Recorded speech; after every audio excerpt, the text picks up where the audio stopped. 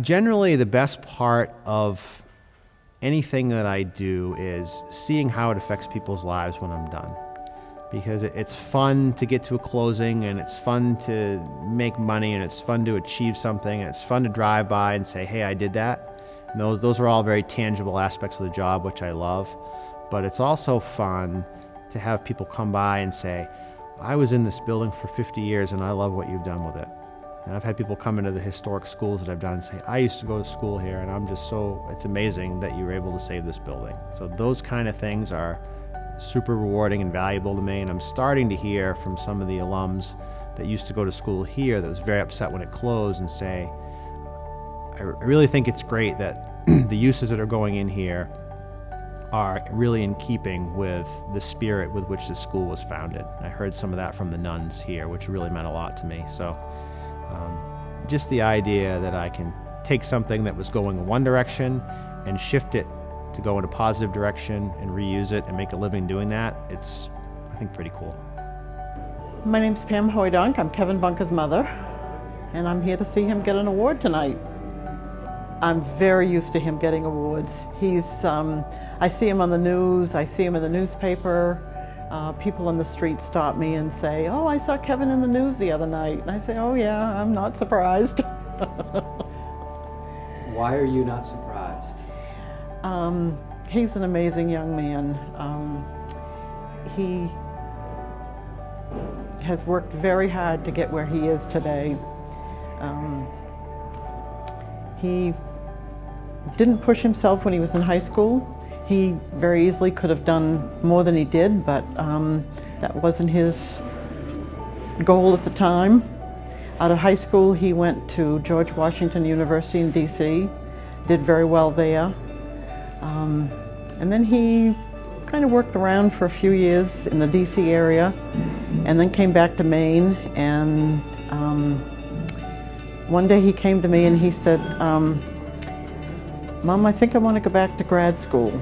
I said, oh, interesting. And I want to go to Harvard. And I just thought, wow, dollar signs. And he did it. He got accepted. And at the graduation ceremony, there were 8 awards that they gave in his field, and he got 7 of them. They didn't give him the 8th one because they didn't want it to appear like the Kevin Bunker show. And he's just taken off from there, hasn't stopped. I have the honor of giving away the next 2 awards. The first is the 2019 Economic Development Achievement Award, which goes to Kevin Bunker and Developers Collaborative.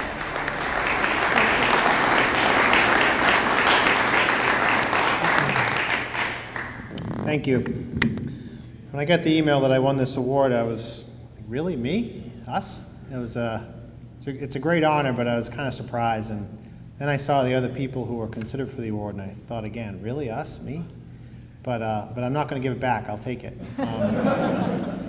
So I don't have any remarks prepared either, but you heard some of the themes. I think we all in the business community here really have a lot of the same feelings about Portland. It's a special place, but in the end, it's really about the people. And one of the first people that I think it's important for me to talk about is a previous winner of this award back in 2009. And I don't know, that's the guy who taught me real estate, Richard Berman, who's here in the audience. And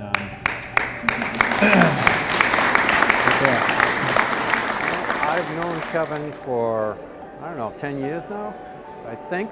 I'd have to think back. And he came and we met, and he was at Harvard. He was about to be a landscape architect. And I really took a shine to him and realized what his potential was. And I said, no, I'm going to make you a developer if you let me. And he did. So I told him, take courses at Harvard that I don't know anything about. And then when you finish up, I'll come on over and we'll make it work. So, and that was kind of what happened, really. He came on, he's one of the sharpest guys I know, and it took off for him.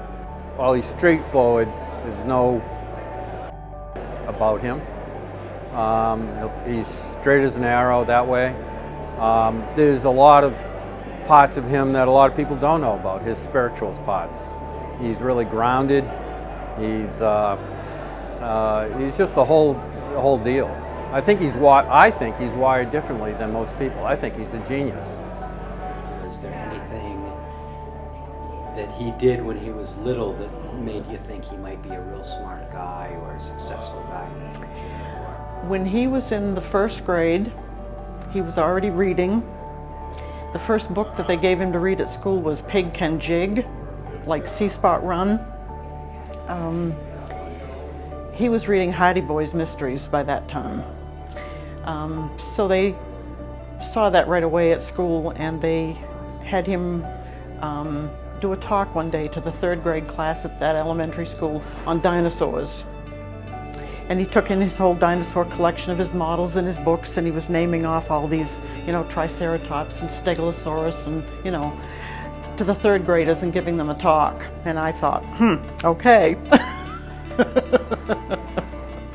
What do I do for fun? I like to run. I like to travel. Travel is kind of my big thing. I like to read a lot. I try to read 100 books a year. I've read 91 so far this year, so I got to get 9 more done this month. I'm running a half marathon in every state, so I got 22 of those done. He's an awesome father. He has a 17-year-old and he has a 9-year-old. He has a lovely wife. He's just an all-around great guy. Family guy. I like to be home with my family, my wife and kids, and just do stuff for them. And occasionally I get to a baseball game in the summer, but generally speaking, I'm home every night and I'm hanging out with them, and that's pretty much my life. This is what I do. I try to be bring the same attitude to my job that I bring to my home, and I'm not one guy at the office and another guy at home. I try to be the same guy in both places, but I like to hike and run and just kind of get out there and see the world.